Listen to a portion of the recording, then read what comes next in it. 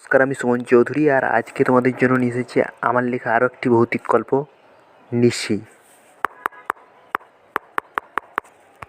কলকাতার মতন ব্যস্ত জনবহুল শহরের আমি আর প্রাথমিক স্কুলের শিক্ষক হয়ে দার্জিলিংয়ের এক প্রায় নির্জন এলাকায় এসে পড়ি। এখানে যা গুটি কতক বাড়ি আছে তা দূরে দূরে বহুদূর বিস্তৃত চা বাগান আর দূরে দূরে বাড়ি দেখা যায়। আমি একটা ছোট্ট বাড়ি ভাড়া নিয়েছি। একটা ঘর, একটা বাথরুম ও সামান্য বারান্দা। অবশ্য সিঁড়ি আছে, তাই স্কুল থেকে ফিরে সামান্য খাওয়া দাওয়া সেরে ছাদে এসে বসি। সবুজে ঘেরা জায়গাটা খুব ভালো লাগে, কিন্তু খারাপ লাগে ফিরে এসে স্কুল থেকে দুটো মানুষের সঙ্গে যে কথা বলবো বা কথা শুনবো তার কোনো সুযোগ নেই। চোখের সামনে একটিও মানুষ সেই সময় থাকে না। সন্ধ্যের কিছুটা সময় মা বাবার সঙ্গে ফোনে কথা বলি, তারপর রাত্রে দুটো রুটি এবং দোকান থেকে আসার সময় দুধ বা মিষ্টি কিনে এনে খেয়ে নিই, ঘুমিয়ে পড়ি। এই আমার প্রতিদিনের জীবনযাত্রা। অবশ্য দিনের খাবার করে দেয় সমদা। খুব অল্প মাইনেতে খাবার করা, বাসন ধোয়া ও ঘর মোছার কাজ করে দেয় ইনি। একা মানুষ আমি, তাই হয়তো ওনার তেমন অসুবিধে হয় না। সমদার বয়স প্রায় 40-এর ওপরে।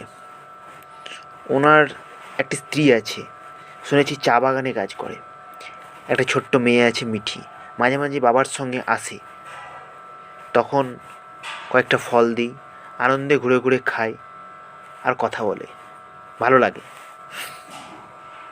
আমি বলেছিলাম, সমদা সন্ধ্যের দিকে একটু আসতে পারো তো, দুটো রুটি করে দেবে, একটু গল্প করব, প্রয়োজনে একটু বেশি মাইনা ধরে দেব। সে উত্তর দেয়, বাবু আপনার মতন আরও 4টে বাড়িতে কাজ করি, সময় হয় না, ক্ষমা করবেন আমাকে। একদিন বিকেলে স্কুল থেকে ফিরে খাবার খেয়ে একটু ছাদে এসে বসেছি। দূর দিগন্ত সবুজে ঘেরা চা বাগান দেখছি। দেখতে দেখতেই ছোট্ট রাস্তার দিকে চোখ পড়ে দেখি সমদা। এই রাস্তা তো আমাদের বাড়ির পথ, তার মানে সমদা এদিকে আসছে। বুঝতে পেরে খুশি হলাম। আমি নিচে গিয়ে দরজা খুলে দিলাম, তারপর বললাম, সমদা কী ব্যাপার, আজ তবে সময় হলো? যাক, ভালোই করেছ। বিরক্তির স্বরে বললাম, রুটিটা বানিয়ে দাও না। সে বলল, হ্যাঁ বাবু, বানিয়ে দিই। মাত্র 30 মিনিটের মধ্যে রুটি বানিয়ে দিল। তারপর বাড়ি যেতে চাইল। আমি বাধা দিয়ে বললাম, একটু বসো। সঙ্গে 50 টাকা পকেটে গুঁজে দিলাম জোর করেই। হাতে তার সময় ছিল, তাই সে বসলো। সে শুনলো আমার কথা। তারপর জিজ্ঞেস করলাম, আজ সময় হলো তাহলে? হ্যাঁ বাবু, আজ একজনের বাড়ি বিকেলে যেতে হলো না, সে দুপুরে খাবার খেয়ে বাইরে গেছে, তাই তাই তুমি আমার কথা খেয়াল করলে, তাই তো? আগে হ্যাঁ। তারপর আমি বললাম, আচ্ছা সমদা, একটি জম্পেশ ভৌতিক গল্প বলো তো, সন্ধে নেমেছে, বেশ ভালো লাগবে। সে কিছুক্ষণ চুপ থেকে বলা শুরু করলো, বাবু আমি যেটা বলবো সেটা গল্প নয়, সত্যি, আমাদের চা বাগানের একজনের সঙ্গে ঘটে যাওয়া ঘটনা। আপনি গল্পের মতন শুনতেই পারেন। আমি একটু ঠাট্টা করেই বললাম, তার মানে চা বাগানে ভূত আছে বলছো? জানি না বাবু, আমার তো শহরের শিক্ষিত বাবু নই, তবে শহরের শিক্ষিত বাবুরাকে মানসিক সমস্যা বলে নাকি। আমি বললাম, বাদ দাও, কে কী বলে, শুরু করো তো। এরপর মাঝে আমি একটি কথাও বলিনি। সে শুরু করলো, আমার স্ত্রী যে চা বাগানে কাজ করে সেখানে বছর পাঁচেক আগে একটা নতুন হিসাবরক্ষক এসেছিল। নাম জানি না, তবে চা বাগানের কর্মীরা সান্যাল স্যার বলতো।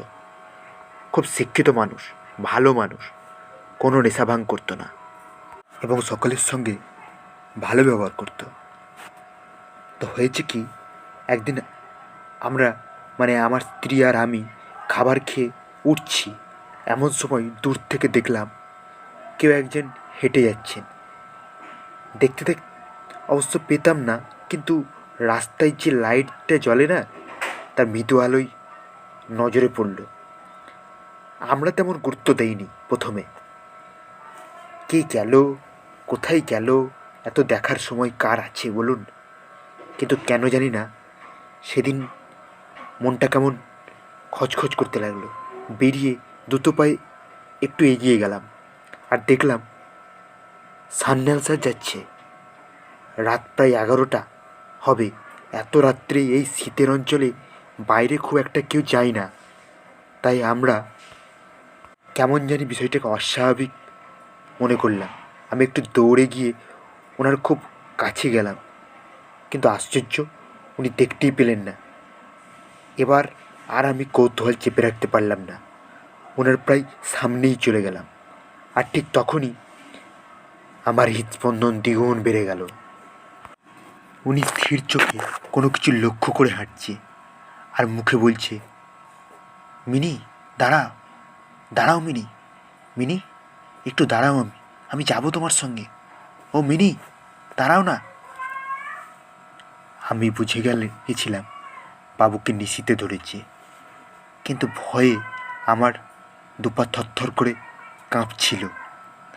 আর শীতের রাতেও দরদর করে ঘেমে যাচ্ছিলাম আমি। এই সময় প্রায় সবাই ঘুমিয়ে পড়ে, কিন্তু সে কথা আমার ভাবনায় আসেনি। আমি শুধু গলা ফাটিয়ে চিৎকার করতে থাকি। সেই চিৎকার শুনেই বেরিয়ে আসে শ্যামদা আর আমার স্ত্রী। আমি এরপর স্যান্যাল স্যারের দিকে আঙুল দেখিয়ে বলি, নিশিতে ধরেছে। তারপর রাস্তার ওপর ধপাস করে বসে পড়ি। বাবু, আপনি হয়তো ভাববেন আমি খুব ভীতু, কিন্তু আপনি যদি ওই সময় স্যান্যাল স্যারের চোখ দুটো দেখতেন, তবে অল্প হলেও ভয় আপনিও পেতেন। সেই চোখ লাল টকটকে, আর চোখের পাতা পড়ে না, যেন পায়ে হেঁটে চলা এক লাশ। আমি বললাম, তোমরা অত রাতে জেগে ছিলে কেন? আর এই মিনিকে? সে বলল, পুরোটা শুনুন, সব জানতে পারবেন। তারপর আবার বলতে শুরু করলো। এরপর আমি আর এগোতে পারিনি। এই অঞ্চলের প্রায় অনেক মানুষ বেরিয়ে এসেছিল।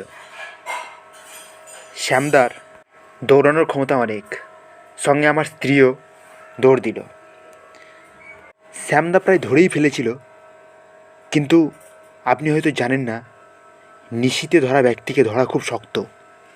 গায়ে প্রবল জোর থাকে তখন তার। তাই শ্যামদাকে ছিটকে ফেলে সে পাহাড়ের ঢাল থেকে ঝাঁপ দেয়। মানুষজন সেই মুহূর্তে বেরিয়ে আসে, কিন্তু এদিকে দেরি হয়ে গেছে। পরে ওনার লাশ তোলা হয়। পরে অবশ্য মনে পড়ে, মিনি ছিলেন স্যান্যাল স্যারের স্ত্রী, মারা গেছে প্রায় 2 বছর আগে।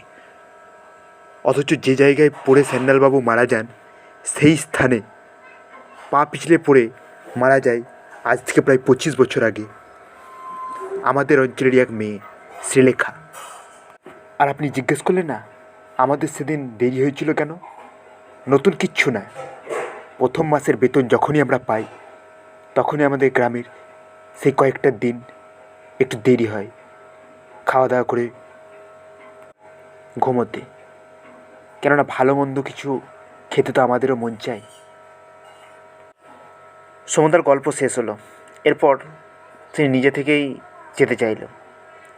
দেখলাম রাত হয়েছে, তাকে দেরি করানো ঠিক হবে না, তাই তাকে ছেড়ে দিলাম।